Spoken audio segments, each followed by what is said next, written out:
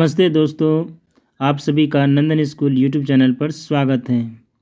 आज हम पढ़ेंगे क्लास 10 हिंदी का क्षितिज का सूरदास पद के कुछ महत्वपूर्ण प्रश्न को। सबसे पहला प्रश्न है, गोपियों द्वारा उद्भव को भाग्यवान कहने में क्या व्यंग निहित है? उत्तर, गोपियों द्वारा उद्भव को भाग्यवान कहने में यह व्यंग निहित है कि उद्भव वास्तव में भाग्यवान न होकर अति भाग्यहीन है। वे श्री कृष्ण के सानिध्य में रहते हुए भी उनके प्रेम से सर्वथा मुक्त रहे। श्री कृष्ण के प्रति कैसे उनके हृदय में अनुराग उत्पन्न नहीं हुआ, अर्थात श्री कृष्ण के साथ कोई व्यक्ति एक क्षण भी व्यतीत कर ले तो वह कृष्णमय हो जाता है। वे प्रेम की सुखद अनुभूति से पूर्णतया अपरिचित हैं। दूसरा प्रश्न, उद्भव के व्यवहार की तुलना किस किस से की गई है? उद्भव के व्यवहार की तुलना निम्नलिखित उदाहरणों से की गई है। पहला, गोपियों ने उद्भव के व्यवहार की तुलना कमल के पत्ते से की है, जो नदी के जल में रहते हुए भी जल की ऊपरी सतह पर ही रहता है, अर्थात जल में रहते हुए भी जल का प्रभाव उस पर नहीं पड़ता। उसी प्रकार श्री कृष्ण का सानिध्य पाकर भी उनका प्रभाव उद्भव पर नहीं पड़ा। दूसरा, उद्भव जल के मध्य रखे तेल के गागर मटके की भांति है, जिस पर जल की एक बूंद भी टिक नहीं पाती। इसलिए उद्भव श्री कृष्ण के समीप रहते हुए भी उनके रूप के आकर्षण तथा प्रेम बंधन से सर्वथा मुक्त हैं। उद्भव ने गोपियों को जो योग का उपदेश दिया था, उसके बारे में उनका यह कहना है कि यह योग कड़वी ककड़ी के समान प्रतीत होता है, इसे निगला नहीं जा सकता है, यह अत्यंत अरुचिकर है। तीसरा प्रश्न, गोपियों ने किन किन उदाहरणों के माध्यम से उद्भव को उलाहने दिए हैं? उत्तर, गोपियों ने कमल के पत्ते, तेल की मटकी और प्रेम की नदी आदि उदाहरणों के माध्यम से उद्भव को उलाहने दिए हैं। प्रेम रूपी नदी में पांव डुबाकर भी उद्भव प्रभाव रहित हैं। श्री कृष्ण के सानिध्य में रहते हुए भी वे श्री कृष्ण के प्रेम से सर्वथा मुक्त रहे हैं।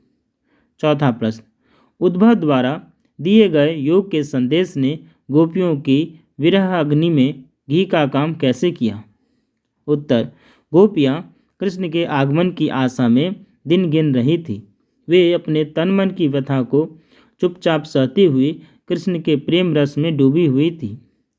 वे इसी इंतजार में बैठी थी कि श्री कृष्ण उनके विरह को समझेंगे, उनके प्रेम को समझेंगे और उनके अतृप्त मन को अपने दर्शन से तृप्त करेंगे। परंतु यहाँ सब उल्टा होता है। कृष्ण को न तो उनकी पीड़ा का ज्ञान है और न ही उनके विरह के दुख का, बल्कि कृष्ण योग का संदेश देने के लिए उद्भव को भेज देते हैं। विरह की अग्नि में जलती हुई गोपियों को उद्भव ने कृष्ण को भूल जाने और योग साधना करने का उपदेश दिया, जिसने उनके हृदय में जल रही विरहाग्नि में घी का काम करके उसे और प्रज्वलित कर दिया। पांचवा प्रश्न, मर्यादा न लही के माध्यम से कौन सी मर्यादा में न रहने की बात की जा रही है? उत्तर, मर्यादा न लही के माध्यम से प्रेम की मर्यादा में न रहने की बात की जा रही है। गोपियाँ कृष्ण के मथुरा चले जाने पर शांत भाव से उनके लौटने की प्रतीक्षा कर रही थी। वे चुप्पी लगाए अपनी मर्यादाओं में लिपटी हुई इस वियोग को सहन कर रही थी।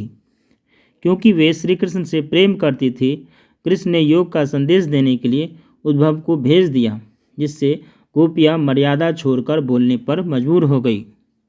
प्रेम के बदले प्रेम का प्रतिदान ही प्रेम की मर्यादा है, लेकिन कृष्ण ने गोपियों के प्रेम के उत्तर में योग का संदेश भेज दिया।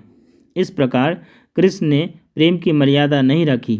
वापस लौटने का वचन देकर भी वे गोपियों से मिलने नहीं आए।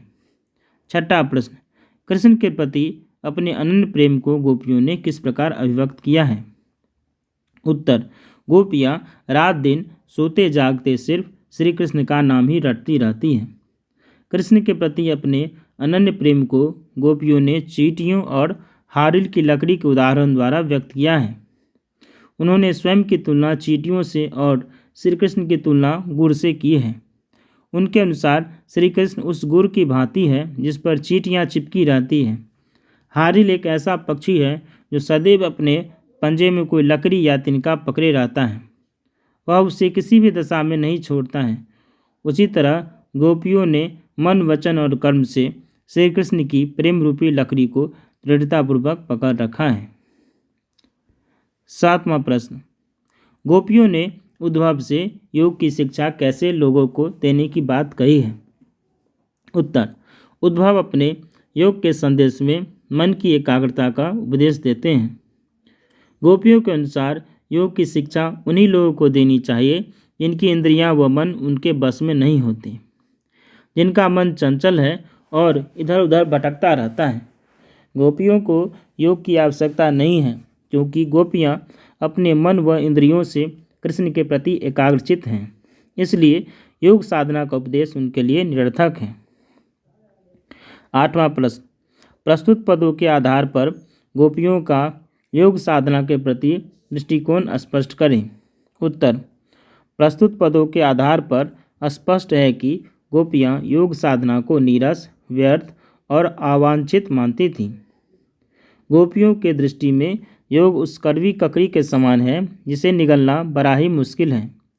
सूरदास जी गोपियों के माध्यम से आगे कहते हैं कि उनके विचार में योग एक ऐसा रोग है जिसे उन्होंने न पहले कभी देखा न कभी सुना। गोपियों के अनुसार योग की शिक्षा उन्हीं लोगों को देनी चाहिए जिनकी इंद्रियां व मन उनके बस में नहीं होते, जिनका मन चंचल है और इधर उधर भटकता है। 9वां प्रश्न, गोपियों के अनुसार राजा का धर्म क्या होना चाहिए? गोपियों के अनुसार राजा का धर्म प्रजा को अन्याय से बचाना तथा राजधर्म का पालन करते हुए प्रजा का हित चिंतन करना है। 10वां प्रश्न, गोपियों को कृष्ण में ऐसे कौन से परिवर्तन दिखाई दिए जिनके कारण वे अपना मन वापस पा लेने की बात कहती हैं? गोपियों को लगता है कि कृष्ण द्वारका जाकर राजनीति के विद्वान हो गए हैं।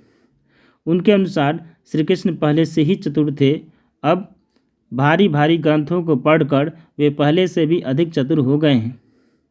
छल कपट उनके स्वभाव का अंग बन गया है। उन्होंने गोपियों से मिलने के स्थान पर योग की शिक्षा देने के लिए उद्धव को भेज दिया है। श्री कृष्ण के इस कदम से गोपियों के हृदय बहुत आहत हुए हैं। इन्हीं परिवर्तनों को देखकर गोपियाँ अपना मन श्री कृष्ण से वापस लेना चाहती हैं। 11वां प्रश्न, गोपियों ने अपने वाक चातुर्य के आधार पर ज्ञानी उद्धव को परास्त कर दिया। उनके वाक चातुर्य की विशेषताएं लिखिए। उत्तर, गोपियाँ बात बनाने में किसी को भी परास्त कर सकती हैं। गोपियाँ उद्धव को अपने उपालंभ तानों के द्वारा चुप करा देती हैं। गोपियों में व्यंग करने की अद्भुत क्षमता है। वह अपने व्यंग बाणों द्वारा उद्धव को परास्त कर देती हैं। वह अपनी तर्क क्षमता से बात बात पर उद्धव को निरुत्तर कर देती है। 12वां प्रश्न, संकलित पदों को ध्यान में रखते हुए सूर के भ्रमर गीत की मुख्य विशेषताएं बताइए। भ्रमर गीत की निम्नलिखित विशेषताएं इस प्रकार हैं। पहला, भ्रमर गीत एक भाव प्रधान गीति काव्य है। दूसरा, इसमें उदात्त भावनाओं का मनोवैज्ञानिक चित्रण हुआ है। तीसरा, सूरदास ने अपने भ्रमर गीत में निर्गुण ब्रह्म का खंडन किया है। चौथा, भ्रमर गीत में शुद्ध साहित्यिक ब्रजभाषा का प्रयोग हुआ है। पाँचवां, भ्रमर गीत में उपालंभ की प्रधानता है। छठा, भ्रमर गीत में सूरदास ने विरह के समस्त भावों की स्वाभाविक एवं मानविक व्यंजना की है। सातवां, भ्रमर गीत में उद्धव व गोपियों के माध्यम से ज्ञान को प्रेम के आगे नतमस्तक होते हुए बताया गया है। ज्ञान के स्थान पर प्रेम को सर्वोपरि कहा गया है। भ्रमर गीत में संगीतात्मकता का गुण विद्यमान है। गोपियों ने उद्धव के सामने तरह तरह के तर्क दिए हैं। आप अपनी कल्पना से और तर्क दीजिए। गोपियों ने उद्धव के सामने तरह तरह के तर्क दिए हैं। हम भी निम्नलिखित तर्क दे सकते हैं। पहला, उद्धव पर कृष्ण का प्रभाव तो पड़ा नहीं, परंतु लगता है कृष्ण पर उद्धव की योग साधना का प्रभाव अवश्य पड़ गया है। दूसरा, निर्गुण अर्थात जिस ब्रह्म के पास गुण नहीं है उसकी उपासना हम नहीं कर सकते हैं। तीसरा, योग का मार्ग कठिन है और हम गोपियाँ कमल हैं, हमसे यह कठोर योग साधना कैसे हो पाएगी, यह असंभव है। दूसरा, उद्भव ज्ञानी थे, नीति की बातें जानते थे। गोपियों के पास ऐसी कौन सी शक्ति थी जो उनके वाक चातुर्य में मुखरित हो उठी? उत्तर, सच्चे प्रेम में इतनी शक्ति होती है कि बड़े से बड़ा ज्ञानी भी उसके आगे घुटने टेक देता है। गोपियों के पास श्री कृष्ण के प्रति सच्चे प्रेम तथा भक्ति की शक्ति थी, जिस कारण उन्होंने उद्धव जैसे ज्ञानी तथा नीतिज्ञ को भी अपने वाक चातुर्य से परास्त कर दिया। तीसरा, गोपियों ने यह क्यों कहा कि हरि अब राजनीति पढ़ रहे हैं? क्या आपको गोपियों के इस कथन का विस्तार समकालीन राजनीति में नजर आता है? स्पष्ट कीजिए। उत्तर, गोपियों को लगता है कि कृष्ण द्वारका जाकर राजनीति के विद्वान हो गए हैं। अब कृष्ण राजा बनकर चालें चलने लगे हैं। छल कपट उनके स्वभाव के अंग बन गए हैं। गोपियों ने ऐसा इसलिए कहा है क्योंकि श्री कृष्ण ने सीधी सरल बातें न करके उद्धव के माध्यम से अपनी बात गोपियों तक पहुंचाई है। गोपियों का यह कथन कि हरि अब राजनीति पढ़ रहे हैं कहीं न कहीं आज की भ्रष्ट राजनीति को परिभाषित कर रहा है। आज की राजनीति तो सिर से पैर तक छल कपट से भरी हुई है। कृष्ण ने गोपियों को मिलने का वादा किया था और पूरा नहीं किया। वैसे ही आज राजनीति में लोग कई वादे करके भूल जाते हैं। धन्यवाद।